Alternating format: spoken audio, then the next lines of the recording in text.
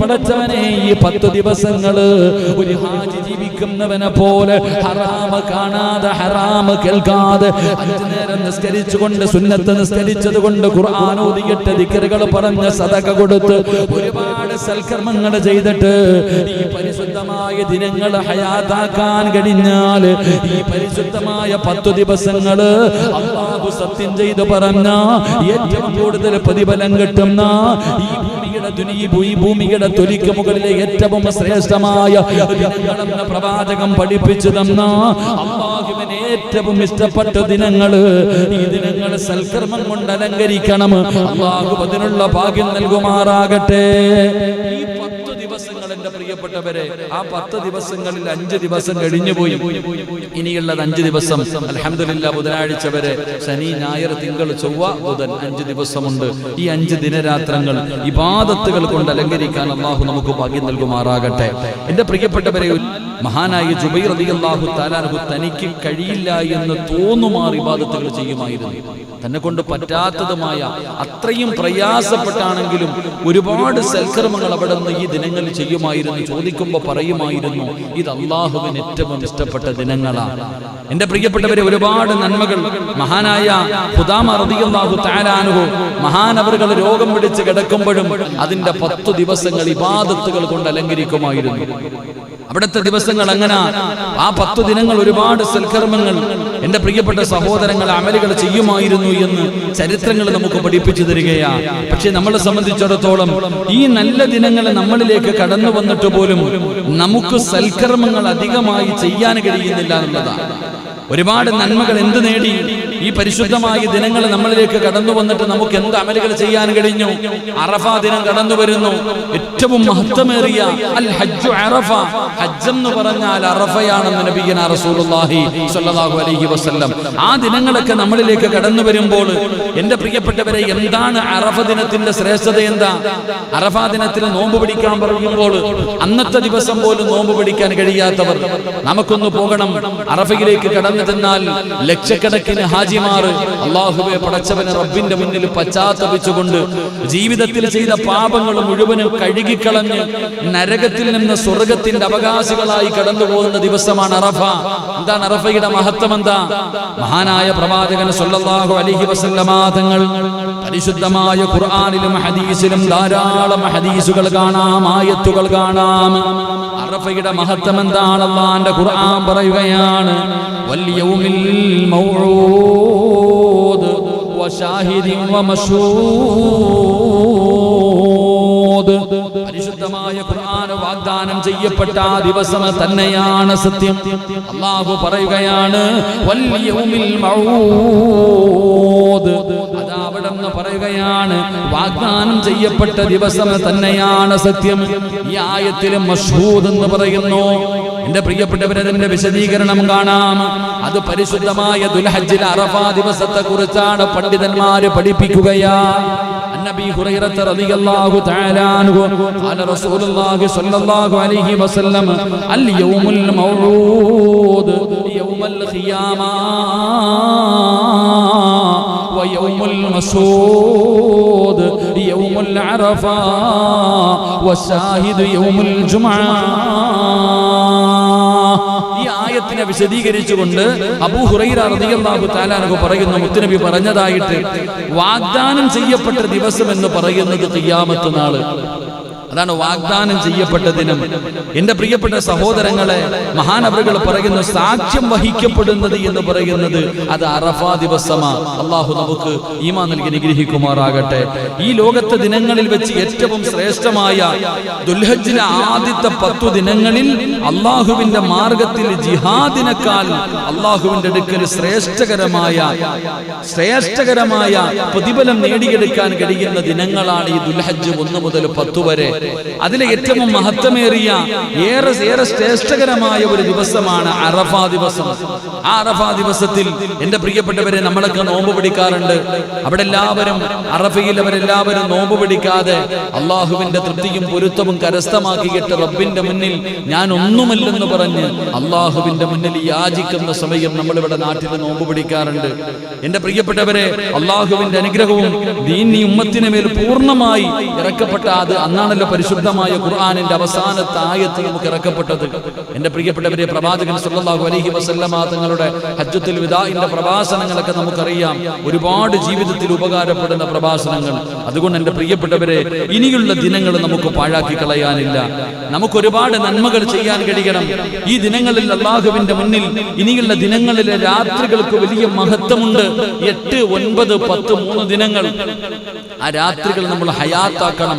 നമ്മളെ കൊണ്ട് കഴിയുന്ന രീതിയിൽ ഉറങ്ങിക്കളയാനുള്ളതല്ല, ദുആയ്ക്ക് ഉത്തരമുള്ള ദിനങ്ങളാണ്. മഹാനായ പ്രവാചകൻ സല്ലല്ലാഹു അലൈഹി വസല്ലമ തങ്ങൾ അവിടെ നിന്ന് പഠിപ്പിച്ചു. മുത്തുനബി പറയുകയാണ്, എന്റെ പ്രിയപ്പെട്ടവരെ, അറഫാ ദിനം പാപമോചനത്തിന്റെയും നരകമോചനത്തിന്റെയും ദിനമാണെന്ന് നബി മുഹമ്മദ് മുസ്തഫ സല്ലല്ലാഹു അലൈഹി വസല്ലമ തങ്ങൾ അറഫാ ദിവസത്തിന്റെ മഹത്വം പറഞ്ഞു തരികയാണ്. അത് പാപമോചനത്തിന്റെ ദിനമാണ്. വെറുതെ പറഞ്ഞതല്ല, അല്ലാഹുവിന്റെ പ്രവാചകൻ സല്ലല്ലാഹു അലൈഹി വസല്ലമ തങ്ങൾ പറയുകയാണ്, ശൈത്താൻ ജീവിതത്തിൽ ഏറ്റവും കൂടുതൽ കരയുന്ന ദിവസമാ അറഫയുടെ ദിവസമാണ്. ശൈത്താൻ കരയുന്നത് അവന് സഹിക്കാൻ കഴിയുകയില്ല. കാരണം അല്ലാഹുവിന്റെ അടിമകൾ അതാ പടച്ച റബ്ബേ നരകത്തിൽ നിന്ന് സ്വർഗത്തിലേക്ക് കടന്നു പോകുന്ന രംഗം കാണുമ്പോ അവന് സഹിക്കാൻ കഴിയാതെ അവന് തലയിലൂടെ തുണിയിട്ടിട്ട് കിടന്ന് കരയുമെന്ന് നബി മുഹമ്മദ് മുസ്തഫ സല്ലല്ലാഹു അലൈഹി വസല്ലമ തങ്ങൾ പറയുമ്പോ അറഫാ ദിനം പാപമോചനത്തിന്റെ ദിനമാണ്. അത് മാത്രമല്ല നരകമോചനത്തിന്റെയും ദിനമാണെന്ന് നബി മുഹമ്മദ് മുസ്തഫ സല്ലല്ലാഹു അലൈഹി വസല്ലമ തങ്ങൾ പറയുകയാണ്, അറഫാ ദിവസം നരകമോചനം നേടാൻ കഴിയുന്ന ഒരു ദിനമാണ്. ഖാല ആയിഷ റളിയല്ലാഹു തആല അൻഹ അന്ന റസൂലുള്ളാഹി സ്വല്ലല്ലാഹു അലൈഹി വസല്ലം ഖാൽ മാ മിൻ യൗമിൻ അക്സറു മിൻ അൻ യുഅതികല്ലാഹ ഫീ അബ്ദിൻ മിനൻ നാർ. ആയിഷ ബീവി റളിയല്ലാഹു തആല അൻഹ നിവേദനം ചെയ്യുന്ന ഹദീസ്. അല്ലാഹുവിന്റെ പ്രവാചകൻ സല്ലല്ലാഹു അലൈഹി വസല്ലമ തങ്ങൾ പറയുകയാണ്, ഒരടിമ നരകത്തിൽ നിന്ന് മോചിക്കാൻ ഏറെ ഇടയുള്ള ഒരു ദിനമാണ് അറഫയുടെ ദിനമെന്ന് നബി മുഹമ്മദ് മുസ്തഫ സല്ലല്ലാഹു അലൈഹി വസല്ലമ തങ്ങൾ പറയുകയാണ്, നരകത്തിൽ നിന്ന് രക്ഷപ്പെടാൻ സാധ്യതയുള്ള ഒരു ദിവസമാണ് അറഫയുടെ ദിവസം. മുത്തുനബിയാണ് പറഞ്ഞു തരുന്നത്.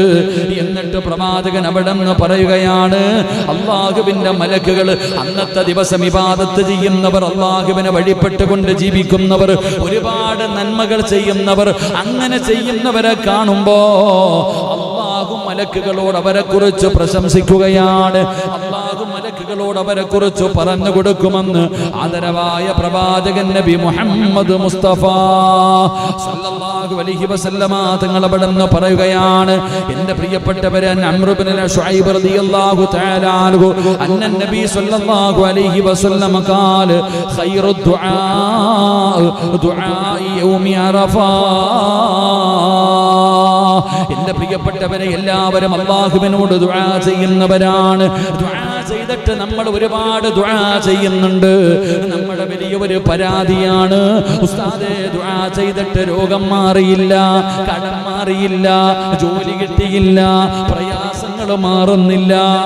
എല്ലാരും പറയുന്ന ഒരു പരാതി, ഉസ്താദേ ദുആ ചെയ്തിട്ട് എന്റെ ബുദ്ധിമുട്ടുകളും പ്രയാസങ്ങളും മാറുന്നില്ല.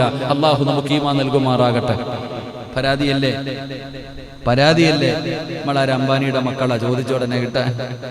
നമുക്കങ്ങനെ ക്ഷമിക്കാനുള്ള മനസ്സൊന്നുമില്ല. നമ്മൾ ചോദിച്ചാൽ പെട്ടെന്ന് കിട്ടണം. പലരും വിളിച്ചിട്ട് ഉസ്താദേ ദുആ ചെയ്തു, അത് കിട്ടിയില്ല, ഇത് കിട്ടിയില്ല, ഇത് എന്നെ എപ്പോഴും പറച്ചില് തന്നെ. അള്ളാഹു നമുക്ക് ഈമാൻ നൽകി അനുഗ്രഹിക്കുമാറാകട്ടെ. കുട്ടികളൊക്കെ SLC പരീക്ഷയൊക്കെ എഴുതി നല്ല വിജയങ്ങളൊക്കെ നേടി നമ്മുടെ മക്കളൊക്കെ അൽഹംദുലില്ലാ, അള്ളാഹു അവർക്കൊക്കെ നല്ല ബുദ്ധിശക്തിയും ഓർമ്മശക്തിയും കൊടുത്ത് അനുഗ്രഹിക്കുമാറാകട്ടെ. നല്ല കാര്യമാണ്. 10ാം ക്ലാസ്സിലൊക്കെ പരീക്ഷ എഴുതിയിട്ട് ഫുള്ളി A+ വാങ്ങിച്ച മക്കൾ അൽഹംദുലില്ലാ, നല്ല കഴിവുള്ള കുട്ടികൾക്ക് മാത്രമേ അങ്ങനെ കിട്ടാറുള്ളൂ. എങ്കിലും നമ്മൾ മനസ്സിലാക്കേണ്ട ചില സത്യമുണ്ട്, നമ്മൾ പലപ്പോഴും മറന്നുപോകുന്നു. മഹാനായ ആദരവായ പ്രവാചകൻ നബി മുഹമ്മദ് മുസ്തഫ സല്ലല്ലാഹു അലൈഹി വസല്ലമ തങ്ങൾ നമുക്ക് വ്യക്തമാക്കി പഠിപ്പിച്ചു തന്നിട്ടുണ്ട്. ഹദീസിൽ കാണാം, ഒരു സഹാബി അവിടെ നിന്ന് ഇങ്ങനെ വസ്ത്രം ധരിച്ച ഊരിയ വസ്ത്രം ഇങ്ങനെ ഊരിയിടുകയാണ്. ധരിച്ചിരുന്ന വസ്ത്രം ഊരി ഇങ്ങനെ ഇടുമ്പോ അദ്ദേഹത്തിന്റെ ശരീരമൊക്കെ നല്ല ആരോഗ്യം കണ്ടപ്പോ കൂടെ നിന്ന സഹാബി പറഞ്ഞു, വല്ലാത്ത ആരോഗ്യമാ, അയ്യോ പറയും, നല്ല ബോഡിയാണെന്ന് പറയൂലേ. അവിടെ നിന്ന് പറഞ്ഞു വല്ലാത്ത ശരീരമാ. ആ പറഞ്ഞു തീർന്നതും ആ സ്വഹാബി നിന്ന നിപ്പിനൊറ്റ വീഴ്ച, അനക്കം പോലും ഇല്ല, വീണു. അവിടെ നിന്ന് എല്ലാവരും കൂടെ എടുത്തുകൊണ്ട് ഇലാ ഹദ്റത്തി റസൂലില്ല, അള്ളാഹുവിന്റെ പ്രവാചകൻ സല്ലല്ലാഹു അലൈഹി വസല്ലമ തങ്ങളുടെ മുന്നിലേക്ക് ഈ സ്വഹാബി എടുത്തുകൊണ്ടുപോയി. പ്രവാചകൻ ഉദുവെടുത്തു, വെള്ളം സഹാബിയുടെ മുഖത്തൊഴിച്ചു, ബോധം തിരിച്ചു വന്നു. എന്റെ പ്രിയപ്പെട്ടവരെ, ആ സമയത്താണ് പ്രവാചകൻ പറഞ്ഞത് അൽ ഐനു ഹഖു, കണ്ണീർ സത്യമാണെന്ന് നബി മുഹമ്മദ് മുസ്തഫ. ഒരൊറ്റ പറച്ചിലേ പറഞ്ഞുള്ളൂ, വേറൊന്നും പറഞ്ഞില്ല. അദ്ദേഹം ആ സഹാബി വരെയും പറഞ്ഞു ഇല്ല ആരോഗ്യമാണല്ലോ എന്ന് പറഞ്ഞുള്ളൂ. ഒറ്റ വെട്ടിയിട്ടതുപോലെ താഴെ വീണു. അപ്പൊ കണ്ണീർ സത്യമാണ് എന്ന് നബി സല്ലല്ലാഹു അലൈഹി വസല്ലമ തങ്ങൾ നമുക്ക് പഠിപ്പിച്ചു തന്നിട്ടുണ്ട്. എന്റെ പ്രിയപ്പെട്ട സഹോദരങ്ങളെ, 10ാം ക്ലാസ്സിൽ A+ വാങ്ങിച്ചു, നല്ല കാര്യമാണ്. ആ കുട്ടികളെ അഭിനന്ദിക്കണം, അവർക്ക് ആശംസകൾ നൽകണം, ഇതൊക്കെ ചെയ്യണം. പക്ഷേ നമ്മൾ ഇതിലൂടെ മുതലെടുക്കുന്ന മറ്റു പലരുണ്ട്. ഏത് പോസ്റ്റിൽ നോക്കിയാലും പോസ്റ്റർ കാണാം. A+ വാങ്ങിച്ച കുട്ടികളുടെ ഫോട്ടോ സ്കൂളിന്റെ ഫ്രണ്ടിൽ മാത്രമല്ല, ട്യൂഷൻ സെന്ററിന്റെ മുന്നിൽ മാത്രമല്ല, പല പോസ്റ്റിന്റെ മുകളിലും ഇങ്ങനെ മക്കളുടെ ഫോട്ടോ ഒട്ടിച്ചു വെച്ചിട്ടുണ്ട്. അതുപോലെ തന്നെ ഫേസ്ബുക്കിൽ സർവ്വ സ്ഥലങ്ങളിലും എടുത്തുകൊണ്ട്. ഇതൊന്നും ഞാൻ വിമർശിക്കുകയല്ല. പക്ഷെ ഇതൊക്കെ ചെയ്യുന്ന മാതാപിതാക്കൾക്ക് പഠിക്കാൻ ഒരു പാഠം പഠിപ്പിച്ചു തരാം. ഇതൊക്കെ ചെയ്യുന്ന മാതാപിതാക്കൾ മനസ്സിലാക്കണം. A+ വാങ്ങിച്ചു, നിന്റെ മക്കൾക്ക് A+ വാങ്ങിച്ചെങ്കിൽ അവർ അഭിനന്ദിക്കണം, എന്തും നിനക്ക് ചെയ്യാം. പക്ഷെ ആ മക്കളുടെ ഫ്ലെക്സുകൾ എടുത്തു വെക്കുകയും ഫോട്ടോകൾ ഷെയർ ചെയ്യുകയും A+ വാങ്ങിച്ച കുട്ടി എന്ന് പറഞ്ഞ് പൊക്കിയെടുത്തുകൊണ്ട് നടക്കുമ്പോൾ നമ്മൾ മനസ്സിലാക്കേണ്ടത്, 2 ദിവസം മുമ്പ് എന്റെ വീട്ടിൽ ഞാനിരിക്കുമ്പോ ഒരു വാപ്പയും ഉമ്മയും തന്റെ മകളുമായി കടന്നു വന്നു. 10ാം ക്ലാസ്സിൽ 10 A+ വാങ്ങി, ഏറ്റവും കൂടുതൽ മാർക്ക് വാങ്ങി വിജയിച്ച കുട്ടിയ. എന്റെ പ്രിയപ്പെട്ടവരെ, വീട്ടിൽ കൊണ്ടുവന്നപ്പോ പരിതാപകരമായ ഒരു അവസ്ഥയാ. പഠിക്കാൻ ഇരുന്ന് കഴിഞ്ഞാൽ പുസ്തകം വലിച്ചു കീറുന്നു. കുട്ടിക്ക് പഠിക്കാൻ ഒരു ഉത്സാഹമില്ല, പഠിക്കാൻ വലിയ ഉത്സാഹമൊന്നുമില്ല. ഒള്ളയൊക്കെ പോയി, ബുദ്ധി കുറഞ്ഞുപോയി, കുട്ടിക്ക് ഇപ്പൊ പഠിക്കാൻ കഴിയുന്നില്ല.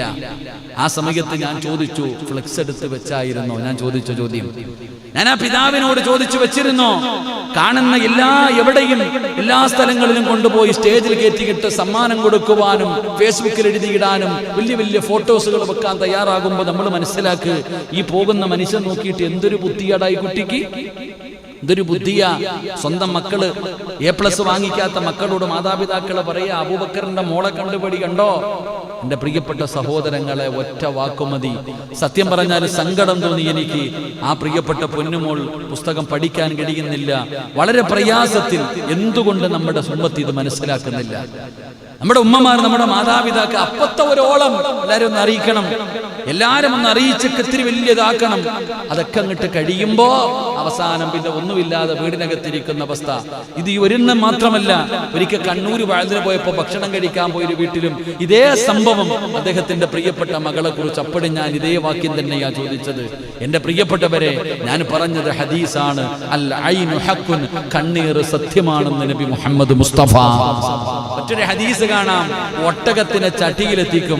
ഒട്ടകത്തെ ചട്ടിയിലെത്തിക്കും, മനുഷ്യനെ ഖബറിലെത്തിക്കും കണ്ണീർ. അള്ളാഹു നമ്മളെ കാത്തിരക്ഷിക്കുമാറാകട്ടെ. എന്റെ പ്രിയപ്പെട്ടവർ, ഇതൊന്നും നമ്മൾ മനസ്സിലാക്കുന്നില്ല. ഈ പറഞ്ഞതിനർത്ഥം എന്റെ മോള് 10 A+ വാങ്ങിച്ചു കഴിഞ്ഞാൽ അവൾ ആദരിച്ചോ? ഇങ്ങനെയുള്ള കാര്യങ്ങൾ പള്ളിയിലോ മദ്രസകളിലോ സ്കൂളിലോ അല്ലെങ്കിൽ മറ്റുള്ള കാര്യങ്ങളിലോ, അതല്ലാതെ എങ്കിലും നമുക്ക് കാണാൻ കഴിയുന്നതുണ്ട്. ഞാൻ എപ്പോഴും ചിന്തിച്ചിട്ടുണ്ട്, പല ഫ്ലെക്സുകളിൽ പേര് മാത്രം കാണും, ഫോട്ടോ കാണാറില്ല. പല സ്ഥലങ്ങളിലും എൻ്റെ പ്രിയപ്പെട്ട സഹോദരങ്ങളോട്, എൻ്റെ മാതാപിതാക്കളോട്, നിങ്ങളുടെ മക്കളുടെ ഭാവിയാണ് ചിലപ്പോൾ ഇതിലൂടെ നഷ്ടപ്പെടാൻ പോകുന്നത്. നമ്മുടെ മക്കൾ കാരണം വളരെ പ്രയാസപ്പെട്ടുകൊണ്ട് അവരുടെ കണ്ണുനീര് കാണേണ്ട ഒരു ഗതികേട് നമുക്കുണ്ടാകാൻ പാടില്ല. അള്ളാഹു നമ്മുടെ മക്കളെയൊക്കെ കാത്തിരക്ഷിക്കുമാറാകട്ടെ. അള്ളാഹു നമ്മുടെയൊക്കെ മക്കൾ ദുനിയാവിലും ആഖിറത്തിലും ഉപകരിക്കുന്ന സന്താനങ്ങളിൽ അള്ളാഹു നമ്മുടെ മക്കളെ ഉൾപ്പെടുത്തി അനുഗ്രഹിക്കുമാറാകട്ടെ. അതുകൊണ്ട് എൻ്റെ പ്രിയപ്പെട്ട സഹോദരങ്ങളെ, മുഅ്മിനീങ്ങളെ, ഞാൻ പറഞ്ഞു വരുന്നത്, ഇനിയുള്ള ദിനങ്ങൾ നമുക്ക് പാഴാക്കാനുള്ളതല്ല.